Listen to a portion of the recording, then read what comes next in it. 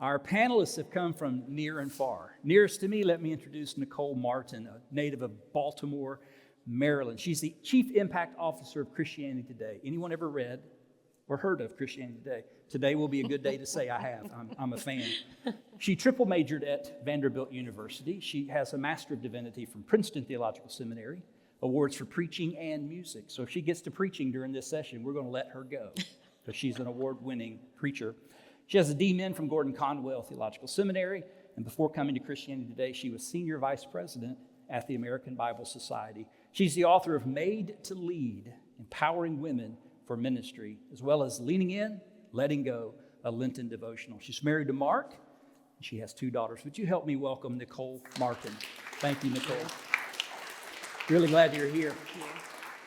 Next to Nicole, to her left, we have Timothy Dalrymple. He's been with us before, one of these panel discussions. President, CEO of said Christianity Today magazine from about 2019.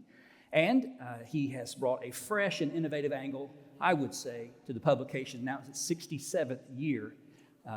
That's almost as old as David Capes. It's almost as old as David Capes. Wow, he went there. Almost as old. Timothy has a BA in Philosophy and Religious Studies from Stanford University, an MDiv from Princeton Theological Seminary, and finished up his studies in the PhD in religion at Harvard University. That's sort of like Texas Tech of the North, right?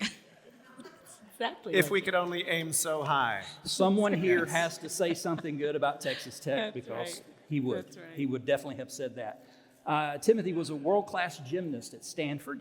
So he's an athlete, he's an entrepreneur, he's a writer, teacher, mentor. His wife, he has a wife that he confesses is out of his league. Out of his league, as we all do. And he has 2 lovely daughters. They all live in Wheaton, Illinois. Would you help me welcome Timothy Dalrymple, Christianity Today? Ed Stetzer, Dean of Talbot School of Theology at Biola, not to be confused with Voila, Biola University, and scholar in residence and teaching pastor at Mariners Church. Before that, he was the Billy Graham Distinguished Chair of Church, Mission, and Evangelism at Wheaton College in Chicago, and the Executive Director of the Billy Graham Center at Wheaton College. Great time of ministry there, great ministry impact, and now with an open door of opportunity. And the weather's better in Southern California than it is in Chicago, so I'm told. He's earned 2 master's degrees and doctorate degrees as well, including the PhD from Southern Baptist Theological Seminary. He's been a church planter. He's been involved in revitalizing churches, pastoring churches. He serves now as a teaching pastor in the local church. He's trained pastors and church planters on 6 continents. Can you guess which one he hadn't made it to yet? It's cold, really cold, down south. And he's written hundreds of articles, dozens of books. Of course, he's well known throughout our evangelical circles as the editor-in-chief of Outreach Magazine, writes regularly for outlets like USA Today and CNN, and hosts the Stetzer Church Leaders podcast. Would you help me welcome our guest speaker for the weekend, as well as our panelist, Dr. Ed Stetzer.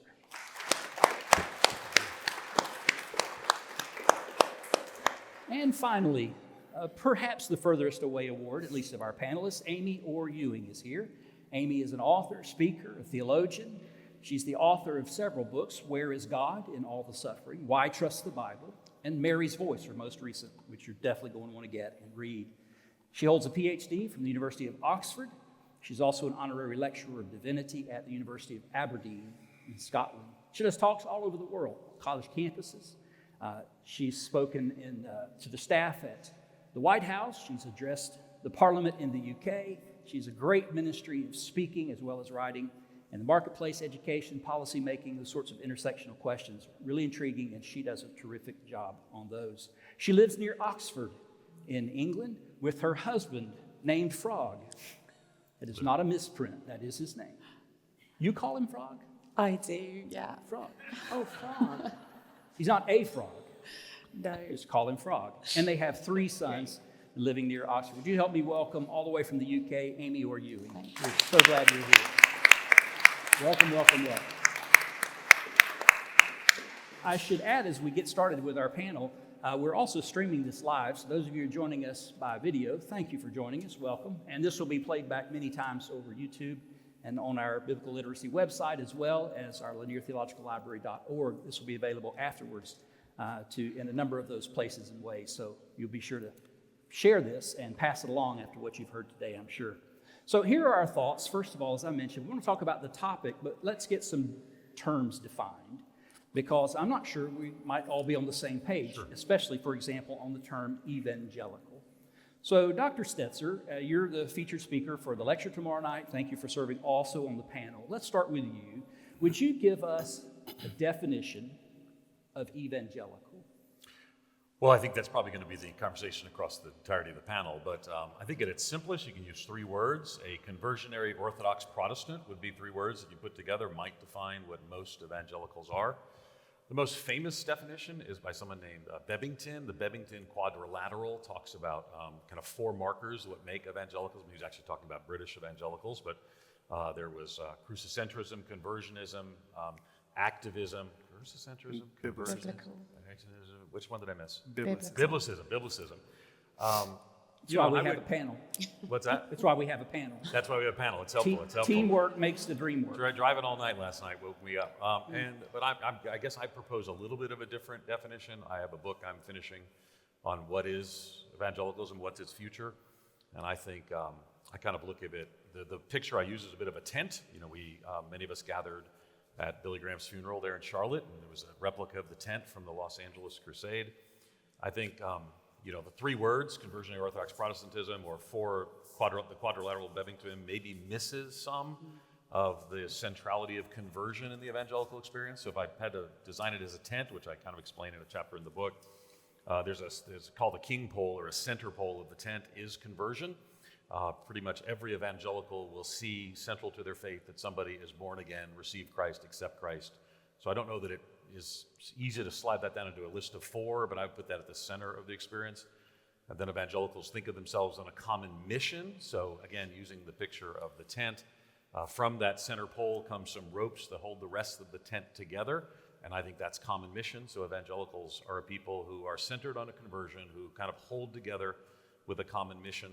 There are a series of tent poles. I won't go through the tent poles, but they kind of reflect some of Bebbington's quadrilateral, personal piety, volunteerism, things of that sort. And I think probably a unique thing, I think it's important for us to talk about in 2023, or really just in general our current age, is that the tent does have some fabric to it. There is an inside the tent and there's an outside the tent. And the way I sort of talk about evangelicalism, the flaps of the tent, the outside of the tent are Protestant orthodoxy, that there is something to somebody who says, I hold these orthodox theological positions that have been Protestant positions historically, Christian positions for 2,000 years. So that would be kind of how to describe it, probably too complicated for this, but the 3 simple words, Orthodox, conversionary, Protestants would be a good definition of evangelicals.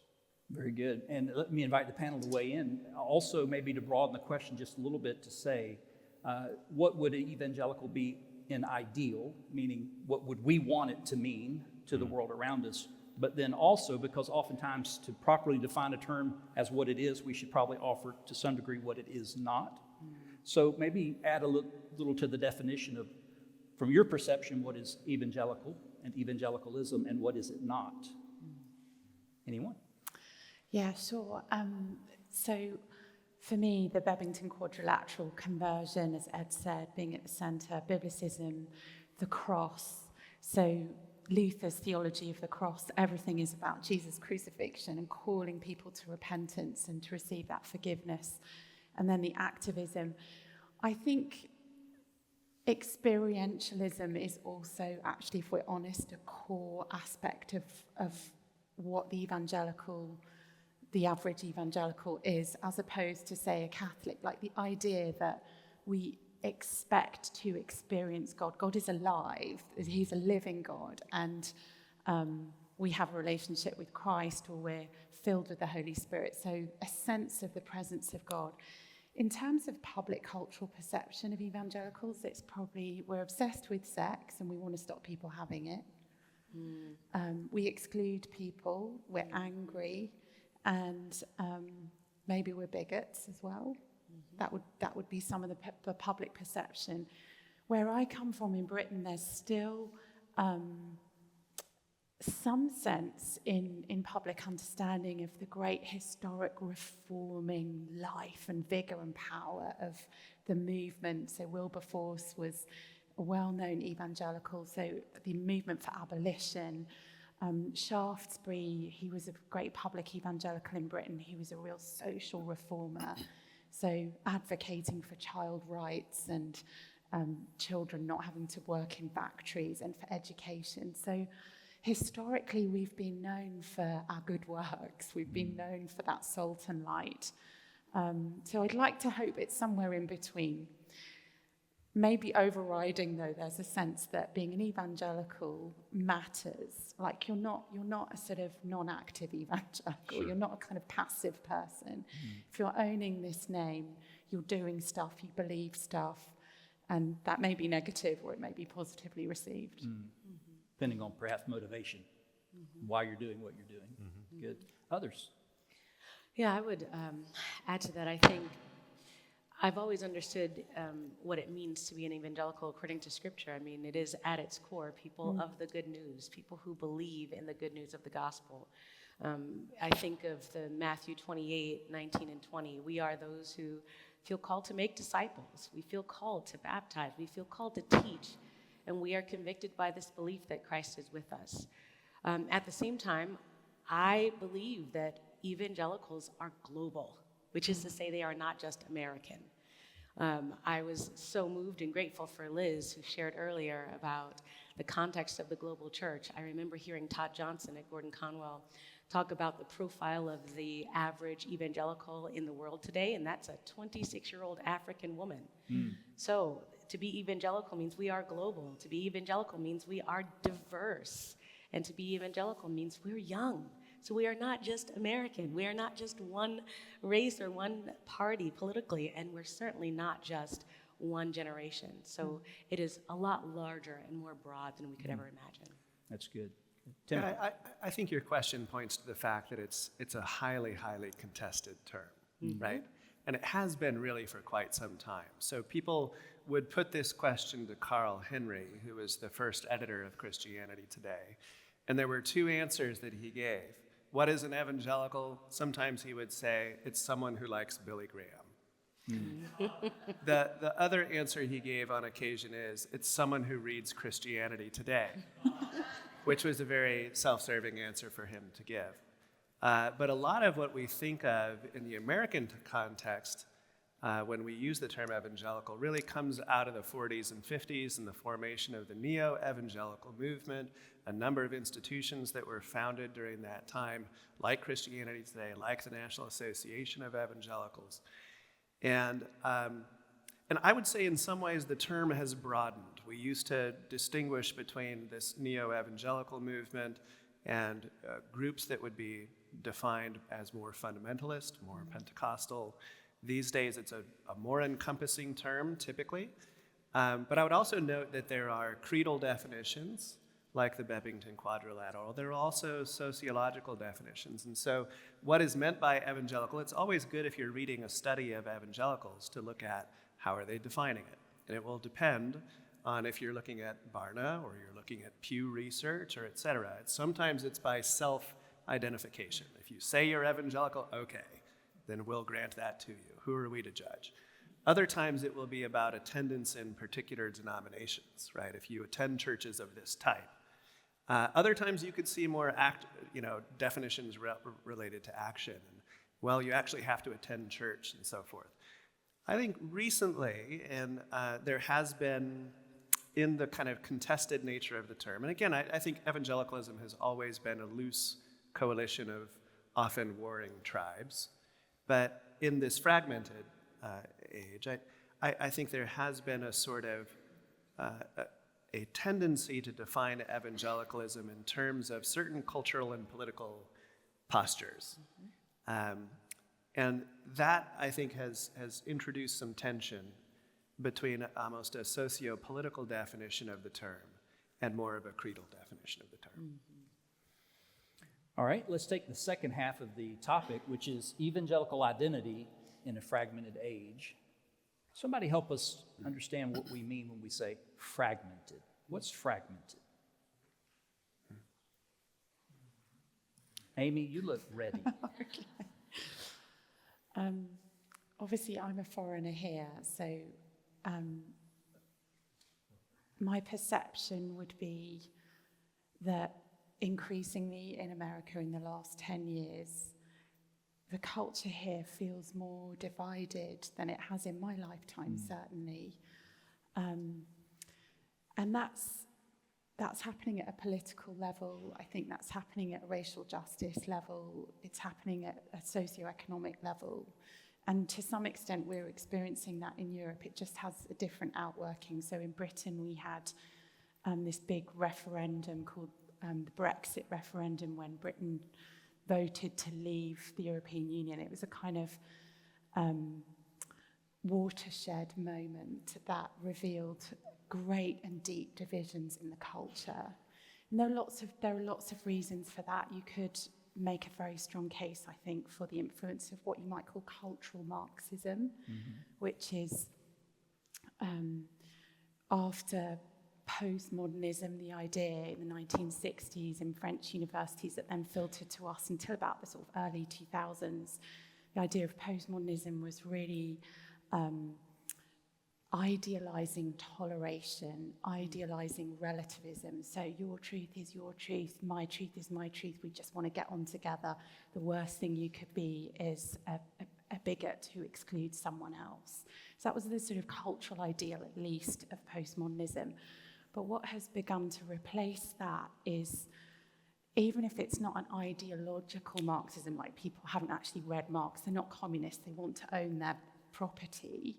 There's a cultural Marxism that has influenced at least university-educated people and is massively influential in the media that we consume, that is beginning to centre the idea of what it means to be a human being, to centre that instead of an idea, say, of the image of God. So human beings have dignity because we've been created in the image of God. Or instead of even the kind of materialism that my grandparents believed in, which was an atheism that was a myth of human progress, human beings are always getting better. The cultural Marxist idea of what it means to be human is based on a sense of grievance. It's a sense of what oppression and what layers of oppression has that human being experienced. And so some people call it intersectionality. Kimberly Crenshaw, she's an American writer who coined that phrase, and there's this idea that all of us experience intersecting layers of social injustice, and the way they intersect differently for us defines our identity.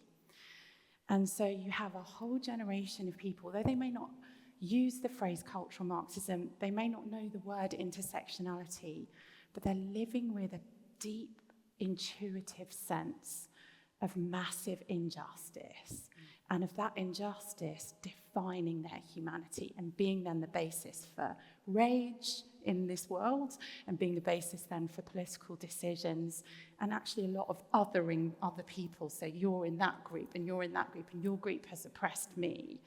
And if your group says something that I disagree with, you have cancelled me, and, you are guilty of hate speech. So one of the confusing things about this is that a lot of the issues of injustice that cultural Marxism feeds on are issues that should matter to us deeply as evangelicals.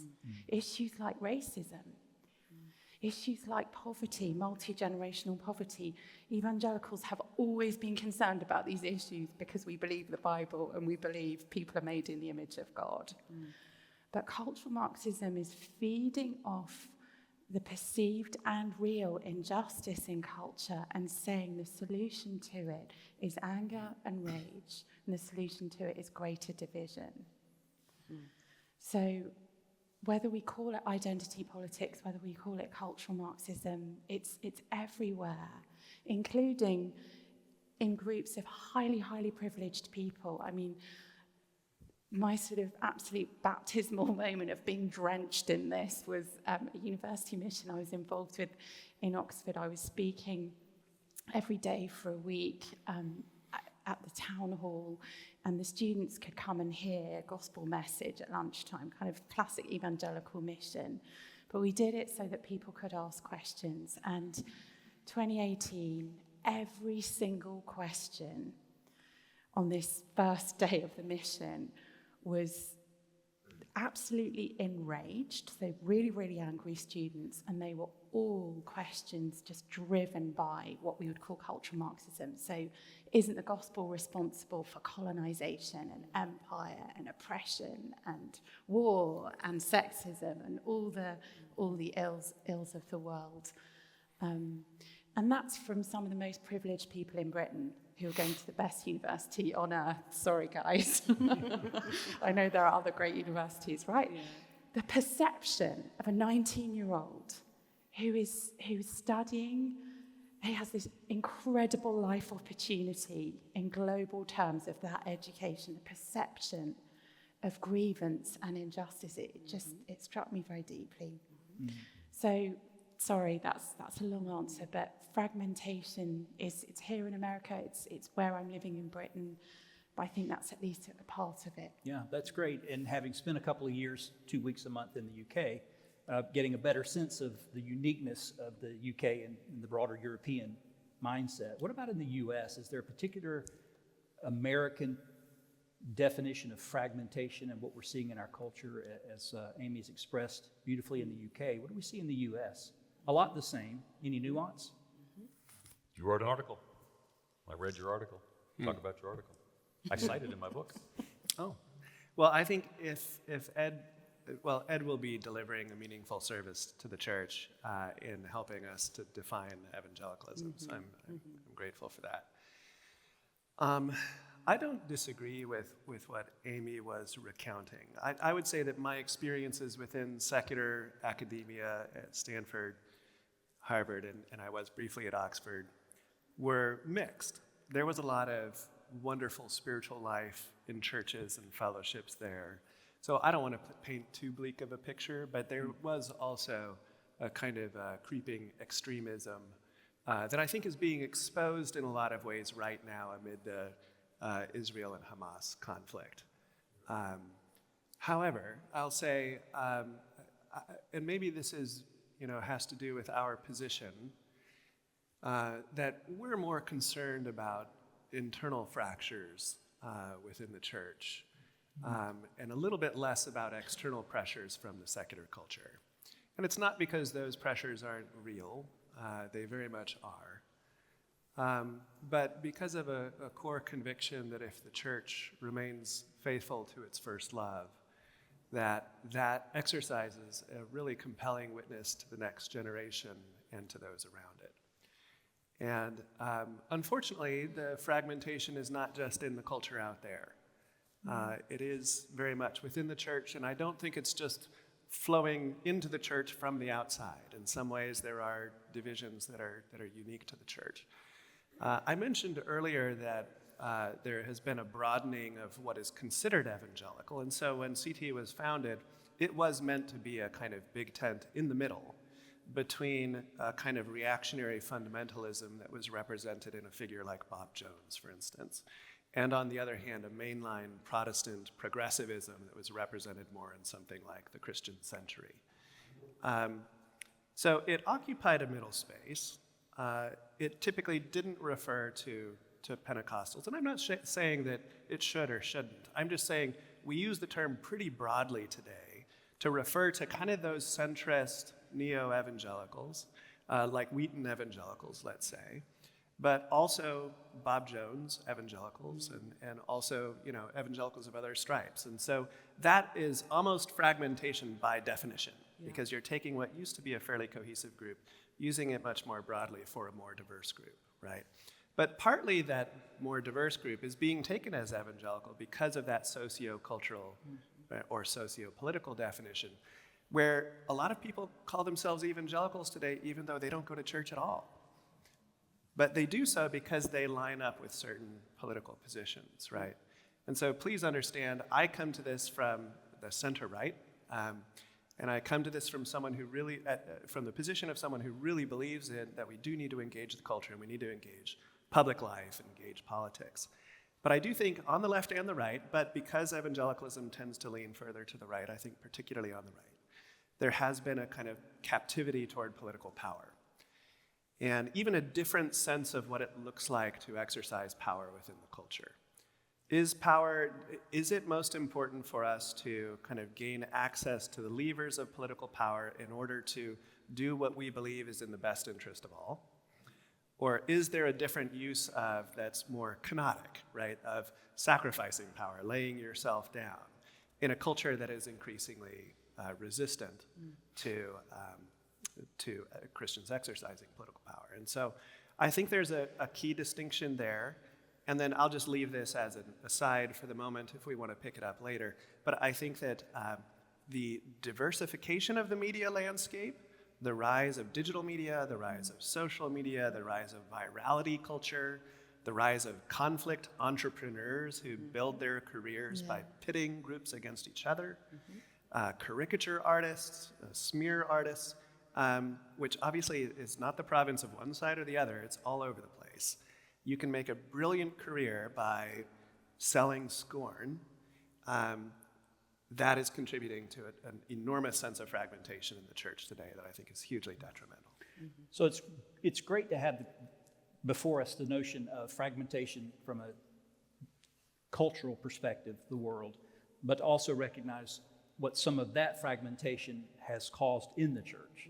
So let's go a little deeper there. I think it might help us to think about, say, the last 50 years, or perhaps more recently, the last 10 years.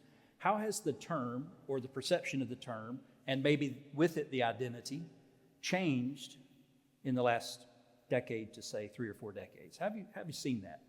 Ed, how about you? You've studied this a long time. Yeah, I guess part of it is, how you frame it.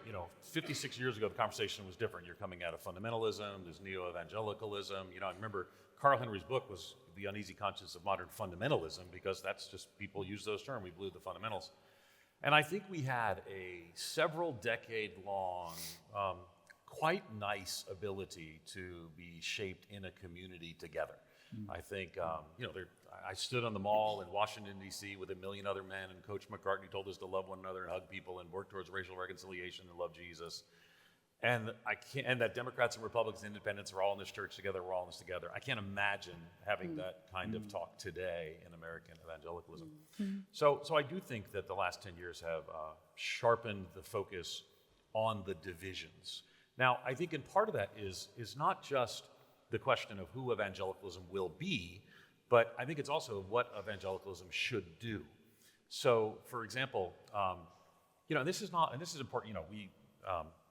I'd lived in the UK for a few months, got to listen, learn, but gosh, a whole different experience. But in the UK or in Australia, we lived 3 months in Australia and a month in Australia last year, in the UK and Australia. In those places, the culture is not like afraid that evangelicals are going to take power and reverse certain cultural rules or change the laws. But because evangelicals are a significant voting bloc, whether you like that or not, it's still reality. White evangelicals tend to vote similarly, overwhelmingly similarly. So evangelicals are not just those, maybe that minority religious people who, maybe we don't like them in all ways, but at the same time, they're not a threat to us. Here, the question is, if evangelicals take power, what will that mean? And so I think that causes people to sort of respond, and so people see it as a voting bloc, particularly the Republican Party, white evangelicals. And so, matter of fact, before, I can't remember which election it was, I think it was 2015, the former president of the National Association of Evangelicals and I wrote an article in Christianity Today, and we tried to say evangelical is not a voting bloc. And I can assure you, nobody listened to us by the time the election was over, because they voted as a voting bloc. Leith Anderson and I wrote that article. So I think that because evangelicals, often because of biblical beliefs about things about marriage and things about life and things about culture, they do end up on often in a certain political persuasion. People block them together, and you can't really deny that that's true. That's a factual statement. And so then, if people think evangelicals should be more involved in that, and then there are voices of evangelicals saying, no, you shouldn't be, they see them as a threat. So what evangelicals should do impacts the conversations of what evangelicals should be. Should we be, what is the activism that Bebington talks a lot about? Is it social, like you mentioned, Wilberforce? Well, certainly it's working against injustice, but what if injustice has to do with laws in states about transitioning your gender identity through surgery before you're 18? So what is the evangelical role and space of that? So I think that that's where it becomes a challenge, because evangelicals want to speak up, and I've spoken at March for Life events, and I'm, very driven by a passion for the unborn and for pro-life. Well, for some people, that's a political position that puts me out of odds in the mainstream culture. And then, so you've got the broader culture, what evangelicals should be doing, but then that's the kind of movement we should be. So, and I'm interested too, because if we can crosstalk. When you said Christianity Today when you said center right, were you meaning Christianity Today in the culture or in evangelicalism or both? No, and what I was saying is that I'm on the center right. You're center right, I got you. The Okay, institution. Because I think that's sort of where people are struggling with where evangelicalism is a network of institutions. And so Christianity Today, Wheaton College, Lausanne, InterVarsity.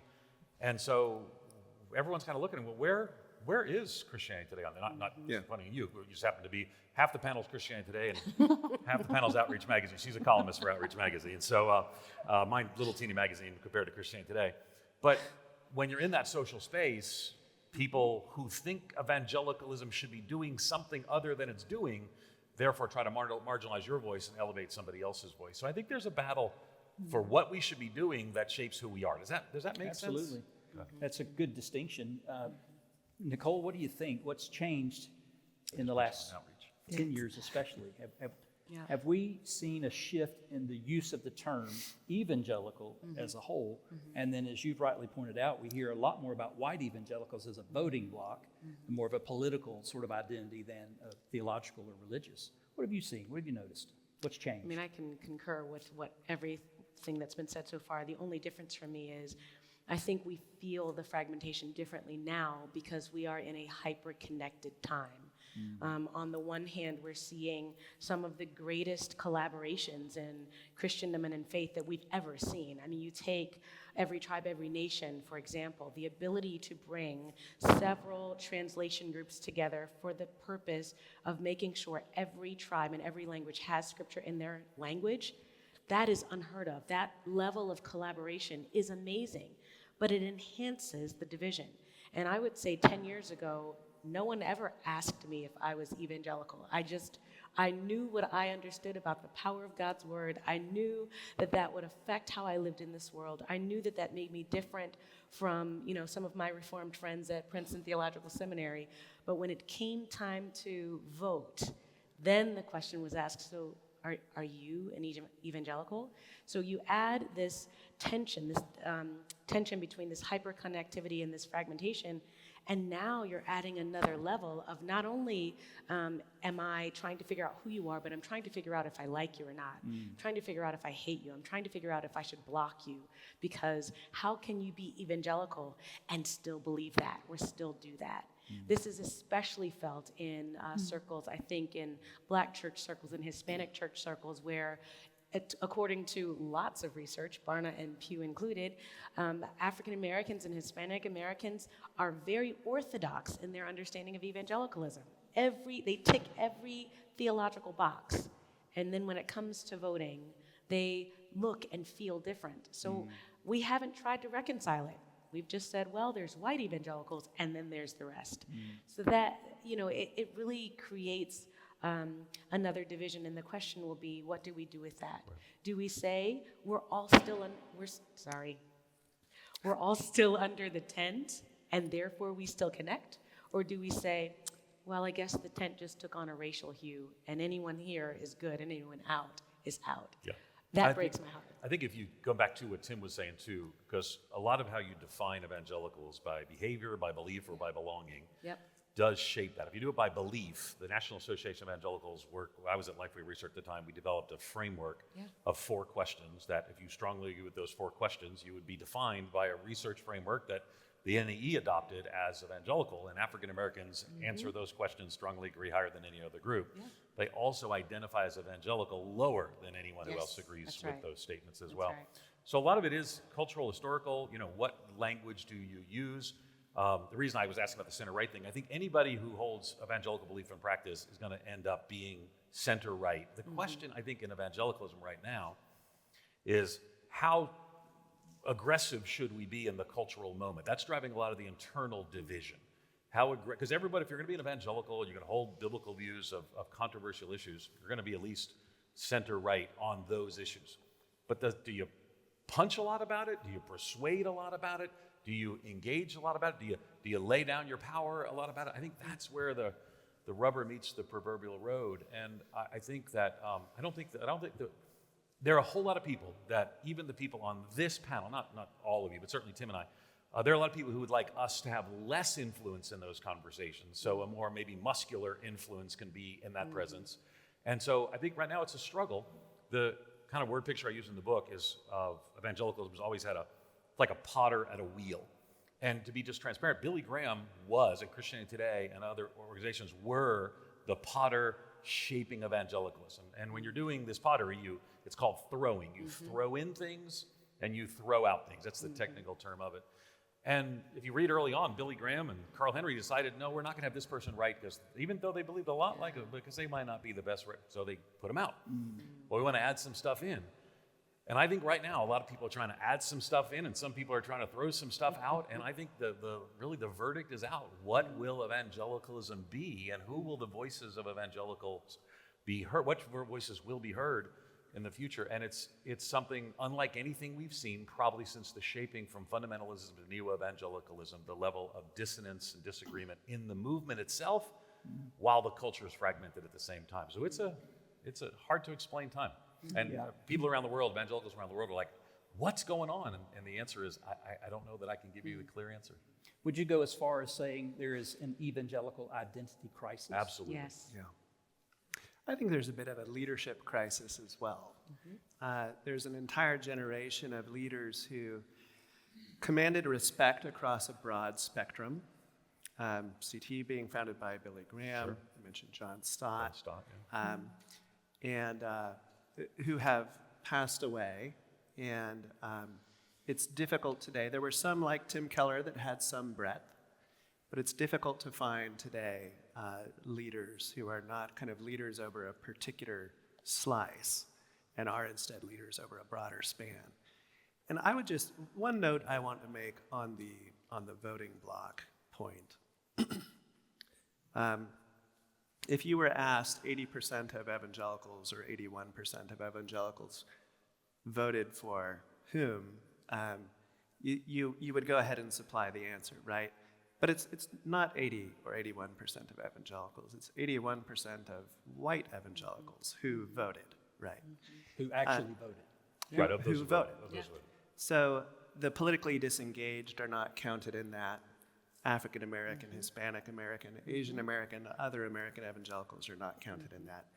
And I want to reiterate the point that Nicole made, that evangelicalism isn't the sole province of Americans. It's not even primarily the possession of America. It Right. represents the global for us. So Billy used to say, I'm not for the left wing, I'm not for the right wing, I'm for the whole bird. And I understand that given certain core convictions, pro-life convictions, convictions over marriage and sexuality, they're going to dispose everyone, including myself, to vote a certain way. Now, there are many people within the Black church, within other ethnic churches, Right. who prioritize matters differently. They may share a conviction on pro-life issues, but they also may elevate other things that white evangelicals are less likely to elevate. And so they may come to different voting conclusions. And even within that 80 to 81% of white evangelicals, there was a broad spectrum of reasons. And of the degree of enthusiasm as well, right? I mean, there are some who very much felt this is God's chosen person. And then there were some who felt, well, I reluctantly need to make this choice because I'm forced into a dichotomous decision, right?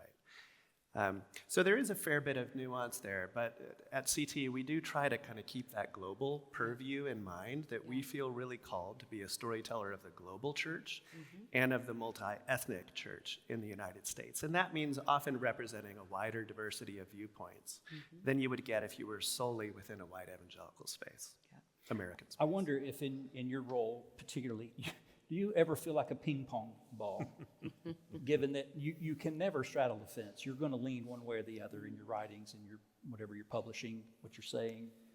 And you lean a little bit and you get hit the other way, and vice versa? Are you just always feeling? I published a piece about 6 months after I started. I think it was called The Flag and the Whirlwind, and it talked about the flag and the table. and that we need to be a people who are able to plant a flag and say, this is where I stand, and express moral and theological clarity on certain core issues, right? So that remains important for us. We also believe in a table and inviting people to a conversation where we can break bread together, even people who may differ from us on certain things. Now, we're not going to publish someone who's mounting a biblical argument against the divinity of Christ or something like that, right? We're not going to, or even a biblical argument against traditional Christian sexual views or against a pro-life position, because those are core areas of conviction for us.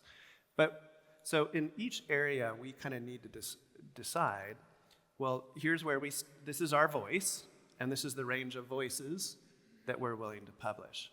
Now, people are not going to be happy with us. So every day we get attacked, we try to be equally comfortable, whether we're getting attacked from the left or from the right. And one thing that people, I think, are increasingly unaccustomed to is a media property that does try to present a diversity of opinions. So there are all sorts of kind of niche digital media properties today where you will just be mainlining the prejudices and presuppositions of some group or another, right? That's not what we're called to be. We are called, we believe, to be that big tent and to host a generous conversation while expressing moral clarity on the core issues. Good. I've heard a phrase several times lately. I can't give proper credit to who said it first, maybe you'll know. But over the last decade to perhaps 20, 25 years, it seems like we've gone as evangelicals from the home team to the visiting team. And not only we're not at our home field, we're on hostile ground. That is the reception of evangelical community. That's the reaction to the influence or intended influence of evangelicals. Do y'all find that true, or is that maybe an overstatement? We are no longer the home team. Probably needs to be an American there, Amy. Say, hang on a second, we'll get it broader in a second. I've got one comment on that. Good. I think it depends on where in America you are. That's a good point. Yeah. So my son was selected to do a pre-college course at Harvard last summer. And you go, anyway, it's an amazing opportunity. It's international. It's mostly Americans, but international students come and study there for 2 weeks. So he's 16 and, they're living there in the dorm for 2 weeks and they've got all the proper normal classes. They're doing one course in 2 weeks. So class 1, day 1, and the students all know each other. The opening question is, before we get started, guys, let's just everyone go around and say their pronouns. So everybody has to say their pronouns. So when it gets to my son, he says, well, I'm male. Brackets, I believe biological sex exists as a category, so you might want to use the pronouns he, him for me. That's sort of how we've agreed we're going to navigate that. Day 1, same class, the afternoon, same teacher. Before we get started, we're just all going to go around and say our pronouns. Every day, every class, same teachers, same students. They began with that. By day 4, one of the pupils sort of says, well, listen, nothing has changed since this morning or yesterday. Can we just all agree that we'll update you if something changes while we're here? Yeah. It depends on where you are in America, right? Yeah. And maybe in what arena. So education, that may be a different conversation. Entertainment, politics. Right. There are several different fields where we might say, boy, if you're an evangelical, you are no longer at home in this particular field of endeavor. I'd like for us to come back to that because I think in academia, it'd be really important for us to consider under our thoughts and actions going forward, how do we advance evangelical scholarship in the public universities and broader seminaries than say our particular 6 Southern Baptist seminaries. Not sick, 6. Careful. Be careful to make that distinction somewhere in the room. Let's ask a few. Can I take that home team question? Yes. Because I think what it expresses is something real, that there is a set, or there's a set of Judeo-Christian traditions combined with kind of Enlightenment, democratic rationalism that formed our country, and there were values that undergirded the country that people were not asking, what's your pronoun, 100 years ago. I think that's a very real phenomenon. I think the notion that we've gone from being the home team to the away team presumes that we were ever the home team. And there's this, there's been this dialogue over positive world, neutral world, negative world that people have been publishing about, that it used to be a culturally positive thing to be a Christian. Then it was neutral, then it was negative. I think that's chronologically illiterate. I mean, if you read the things that were written at the time that CT was founded, they felt oppressed even then. They felt like a small minority that was trying to build something in a largely hostile culture. Go back to the Great Awakenings. It was a small oppressed group that viewed itself as holding views that were somewhat alien to those around them. So I think it is unevenly distributed. I think if you were to do a heat map of how common, how widely held are certain core Christian convictions, if you were to do a heat map of that across the United States, you would see an enormous variety. And I grew up in the Bay Area of California, then I was in New Jersey, then Boston, then I moved to Atlanta, and it was a very different world, right? There, in that setting, Christian values still held a certain cultural kind of hegemony. They did not in the other places that I lived, right? And that was I'm 47 now. So that was the case even then. When I went to Stanford my first year, there was a professor who stood up and said, Jesus is dead but beneath my feet, and he started laughing, and he said, if you're a believer at the start of this class, you won't be at the end, right? That was 30 years ago. And then I think if you were to zoom in on that heat map in, let's say, Atlanta, even there you would see a great diversity, right? You would see places today that are quite friendly to Christianity. You see a lot of places that are not, where Christians are going to feel pretty uncomfortable. Now, zoom in on the Harvard University campus, and again, you're going to see a diversity, right? The heat map is not going to be one thing. There are many evangelical fellowships at Harvard University. There are wonderful churches in Cambridge and Boston. And so I just think I would encourage us to be nuanced on that. There are places where it's kind of an embattled minority without a whole lot of cultural power, and then there are places where that's not yet the case. We may be trending in general in that direction of disempowerment, but it's at least not yet evenly distributed. I think I disagree with you a little bit, which makes a good panel. So let me disagree with you a little bit. I think that, because I wrote this in an article, CNN, about 10 years ago, USA Today, and I talked about how when you break up into four quartiles of American religion at the time, about 70-something% of Americans said they were Christian.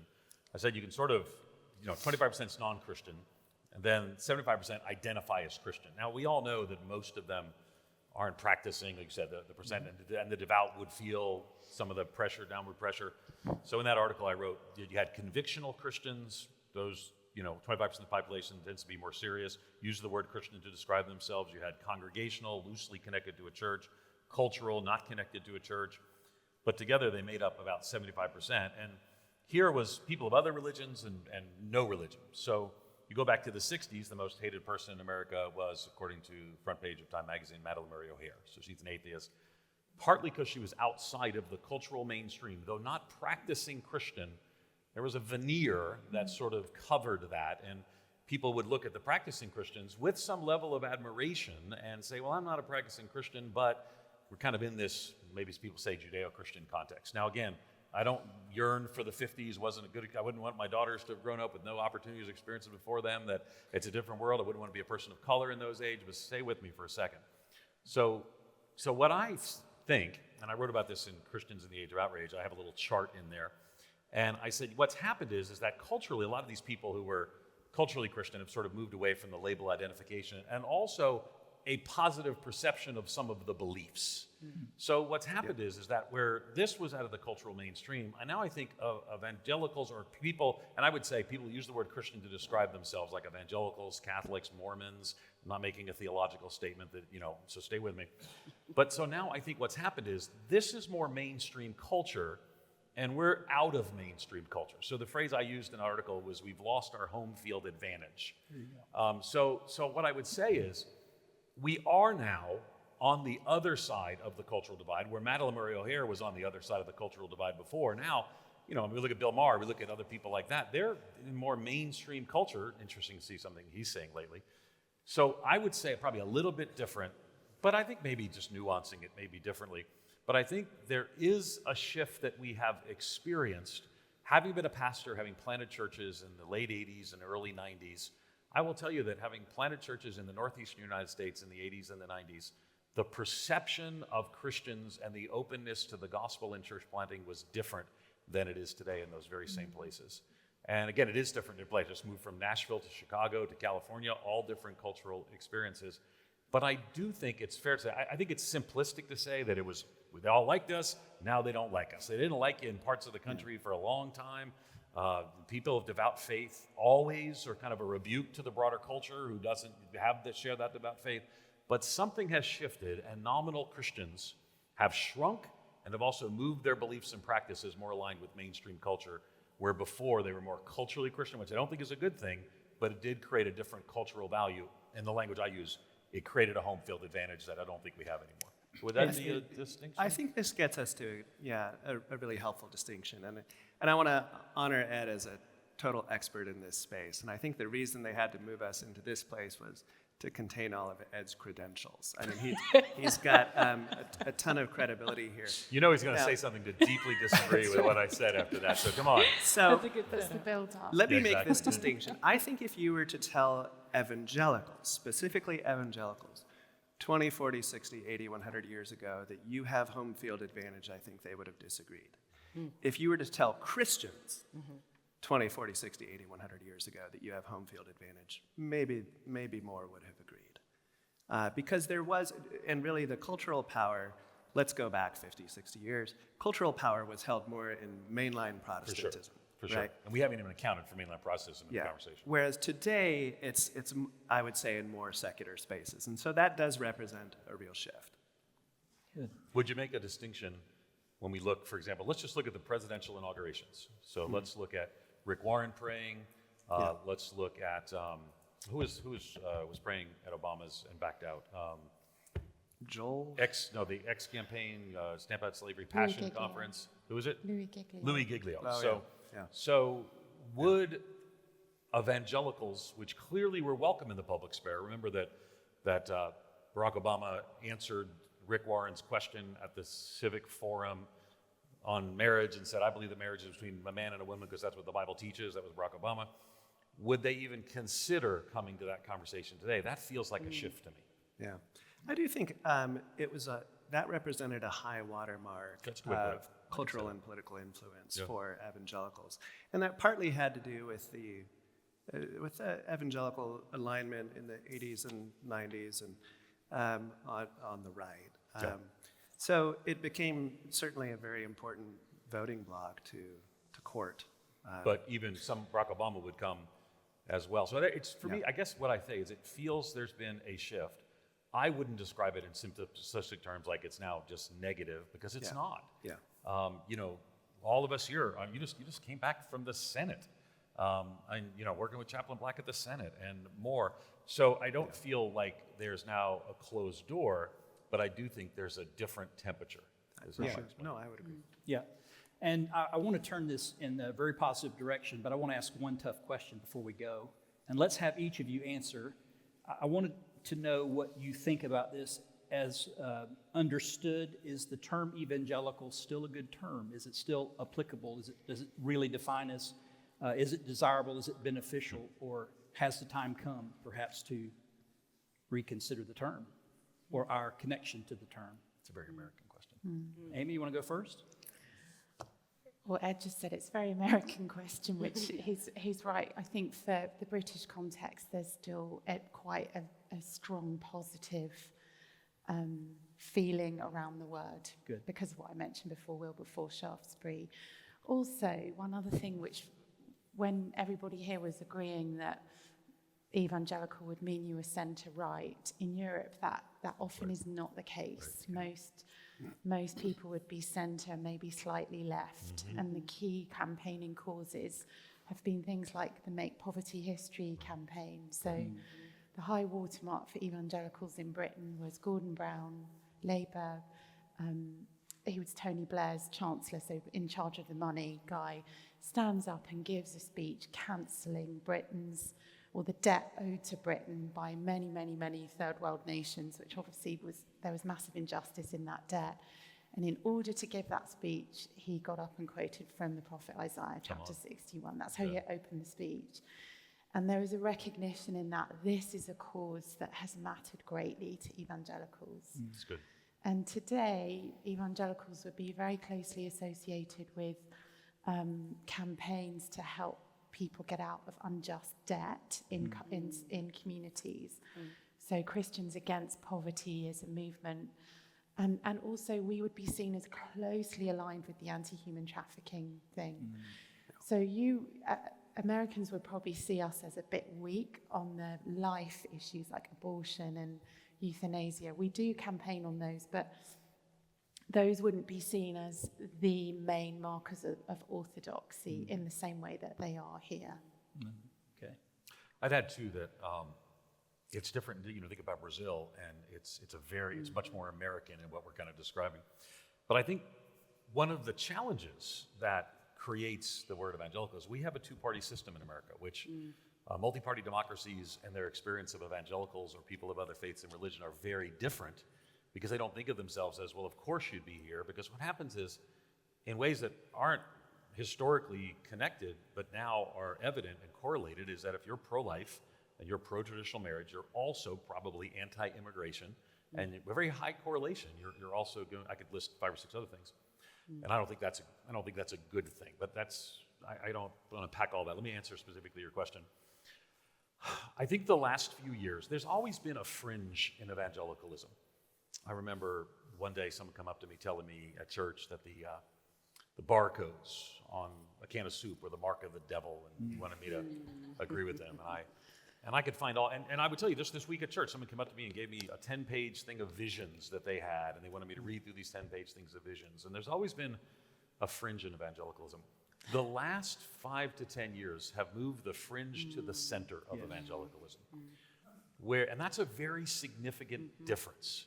So people that nobody 10 years ago were sitting around a table saying, man, I wonder what that person says. We're now saying, I wonder what that person's saying. They're a spokesperson for evangelicals and more. So, and as particularly as rank and file evangelicals have lost or are losing confidence in evangelical institutions, seeing that they don't represent them. And I'm on the executive committee of the NAE, and I want to say that we send you serve on the board together. That's right. When rank and file evangelicals don't have confidence that their institutions are representing them well, they're going to look for other places for that confidence. And if some of those, not all of those, but some of those are fringe voices that were on the periphery but now at the center, then the question is, to me, can evangelicals, can leaders of evangelicals, an institution of evangelicals, reclaim well, first, can we agree on what evangelical orthodoxy is? And that's right now what we're all arguing about. Billy Graham could tell us. He'd throw this in and took this out.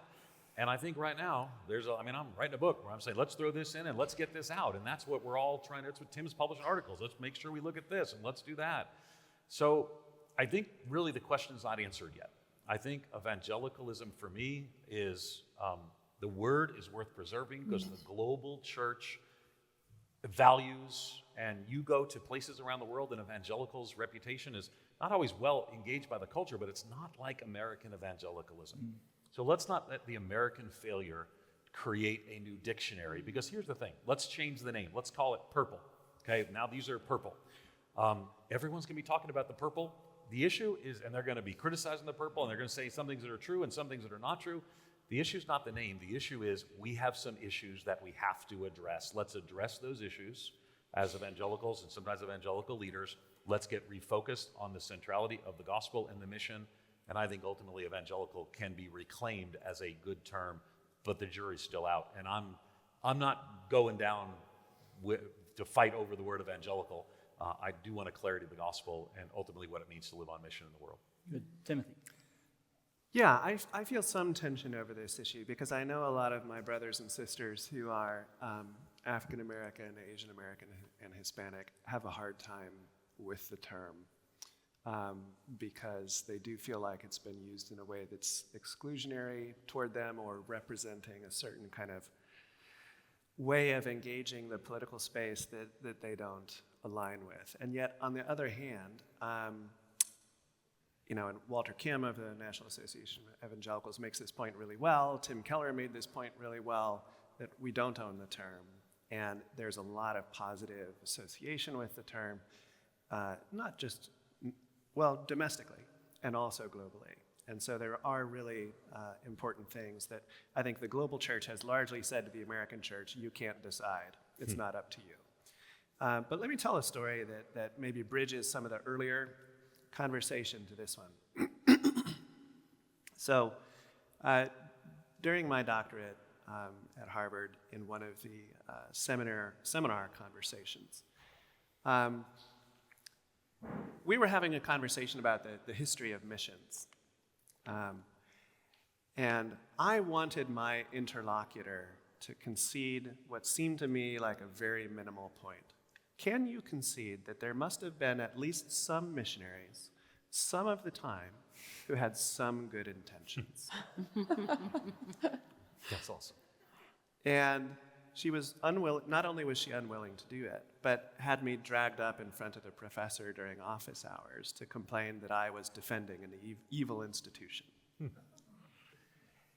And this is part of why I left academia for a more entrepreneurial space, because it seemed that pursuit of truth, that sense of we are working together to discern what is right, had been lost in favor of the advancement of kind of political activism, right?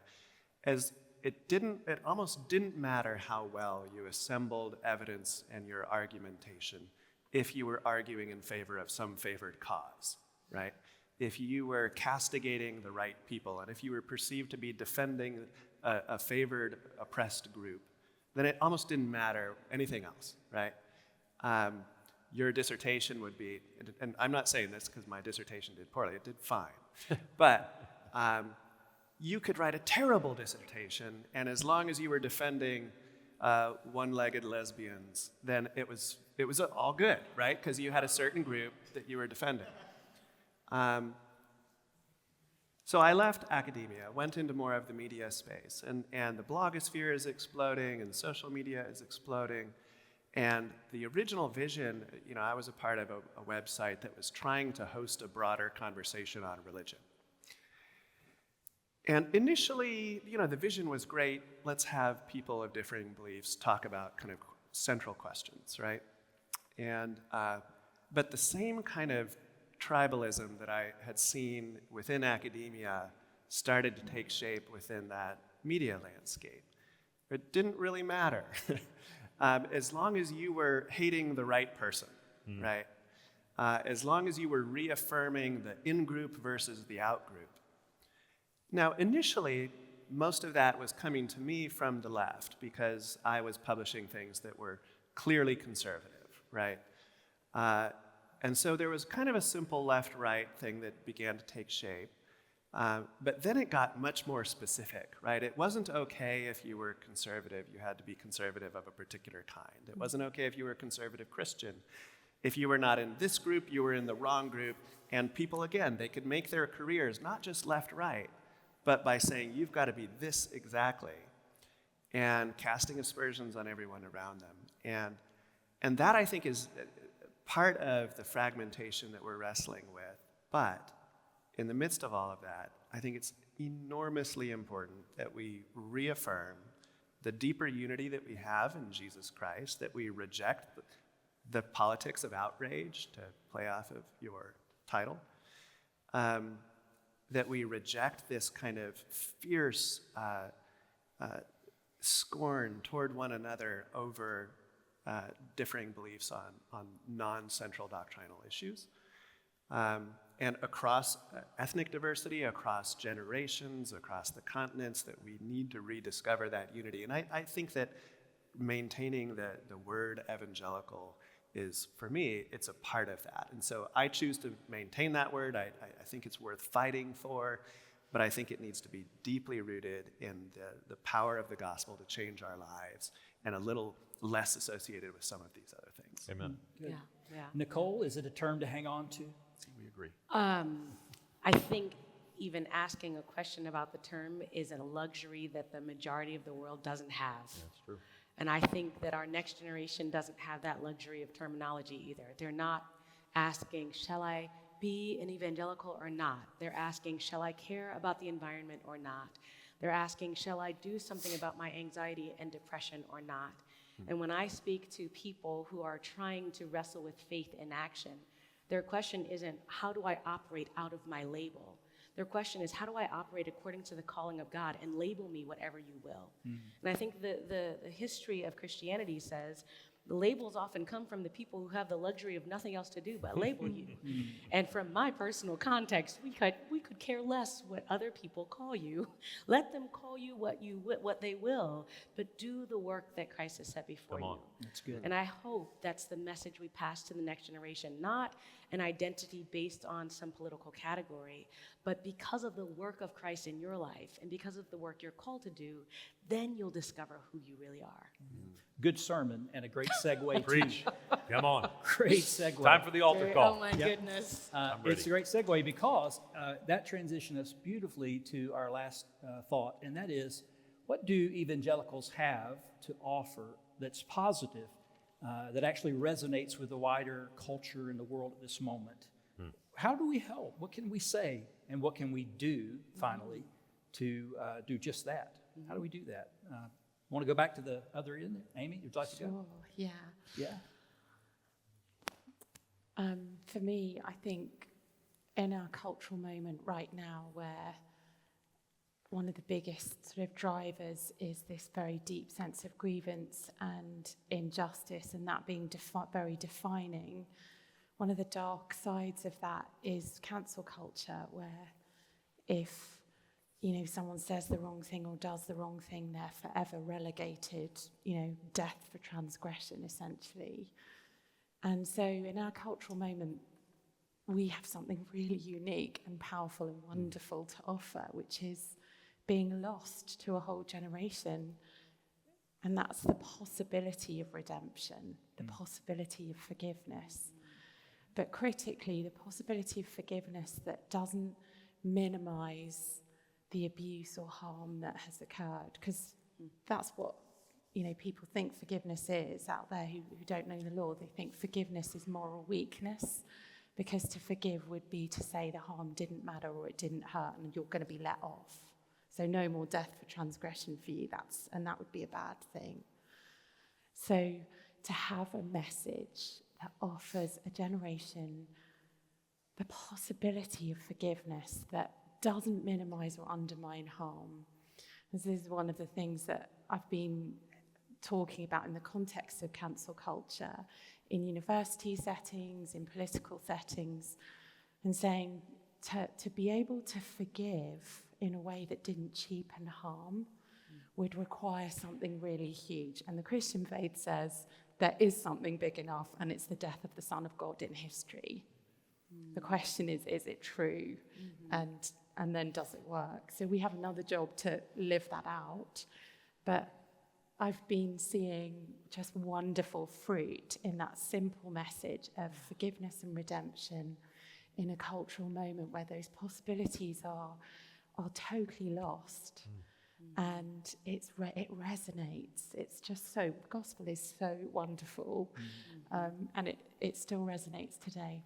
Yeah, the word evangelical, Evangelion, is still good news. Exactly. And it's good news for all. That's right. Ed, let's come to you last, and we'll give you the closing word on our conversation. Okay. Could you, No, Nicole? I think Amy's closing word was more awesome. It was a good one. You should listen more to Amy, just in general. It was a good one. Yeah, I think if I could illustrate with so last year, a little over a year ago, I was asked to speak at the Atlantic Festival in D.C. area. And it's an interesting mix, and it was kind of like Constance Wu was the guest right before me, the famous actress, and Janet Yellen was later in the day, and it's kind of like that old Sesame Street rhyme. One of these things is not like the other. And so Tim Alberto was hosting at that point. He'd written an article, he's got a new book out as well, and And he wanted to talk about evangelicalism. So there it was, 30 minutes in front of a very secular, generally progressive audience. And, and the questions were, what about politics? What about this? And what about that? And I said, that's not really how we primarily define ourselves. Matter of fact, most evangelicals don't even primarily define themselves as evangelicals. We don't think that this is part of who we are.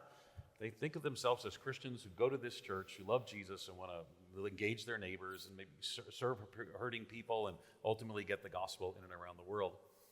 And yet, I think a lot of even the questions here are they're very fine questions. I'm writing a book on this. We all wrestle with this. But so one of the questions he asked is, why are evangelicals so obsessed about these certain things? And I said, I don't know that we're so obsessed about those things. I think you're obsessed about telling us that we're obsessed about these things.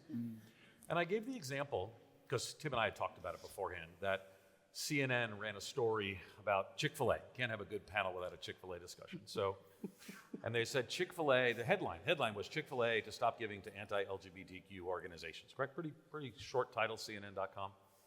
And then you read the article, and there's only two that they're talking about. They're talking about Young Life and the Salvation Army. So I said in front of this panel, part of that, I think we have to ask the question, is it fair that we're going to just kind of boil down to, in a headline, I recognize headlines are challenging. I sometimes do them for our magazine, headlines are challenging. But I think that part of the challenge is that there's a conversation that goes on in media and academia that's not being held or impacting the conversation that goes on in the neighborhoods.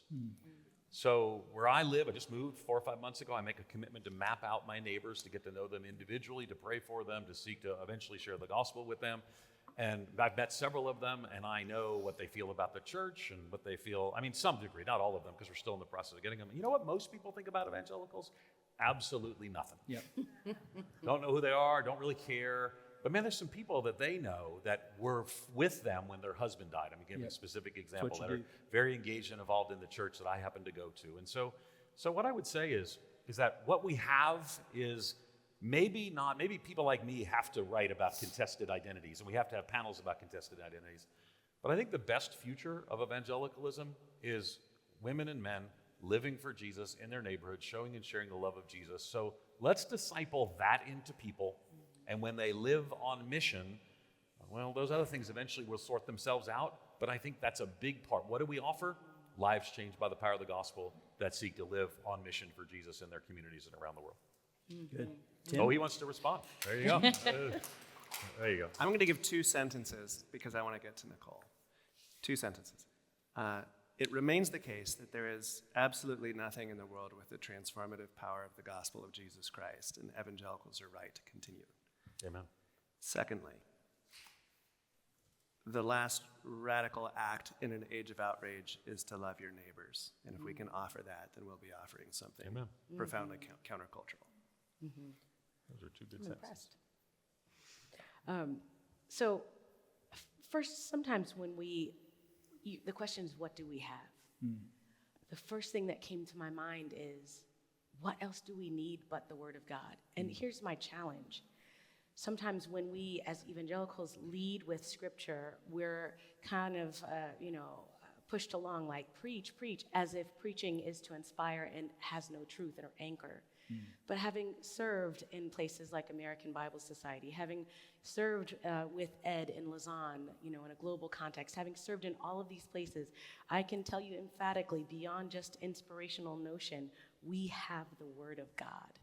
And if we can anchor ourselves in the Word of God, then titles be what they are, we will operate in the good news of the gospel, which I do think amounts to loving our neighbors. And this will be perhaps the litmus test going forward. Is your love of God's word going to result in loving neighbors who don't think like you? Is your love of God going to result in loving people who don't look like you? And is your love of God going to allow you to be what some sociologists call the centered set and not the bounded one? Centered set means I can believe what I believe and know what I know, and I can still associate with people who don't believe or know what I know because I know who I am. A bounded set says, if you don't believe what we believe, if you don't know what we know, then you're out. And I think that's where we are today, but we can shift. We can shift because we serve Christ at the center, who invites us and others in a way that is really transformative for our world today. So That's good. Yeah. That's good. Thank you. Very good thoughts. Yeah, say thank you. Absolutely. So it's been almost an hour and a half of great conversation. I would fail miserably to sum it up in a few sentences, but I do want to point out that I get the sense we should worry a little bit less about the label and what others label us as. Good. I hear that clearly. I hear clearly, I think you say, it's not what others call us or what we even call ourselves. It's more of who we are and what we do, of course. We shouldn't be surprised by opposition. Jesus said, in this Yeah. world you'll have trouble. that's right. But be of good cheer, I've overcome the world. We know that. I love the verse that says, in a sense, don't be shocked. Don't be surprised when you face difficulties. We're going to. And it's being faithful to the Lord in our context, whatever that context is, and faithful to the gospel, and faithful to live out that gospel of love and good news to our neighbors, and to stand having lived out biblical truth for the world to see.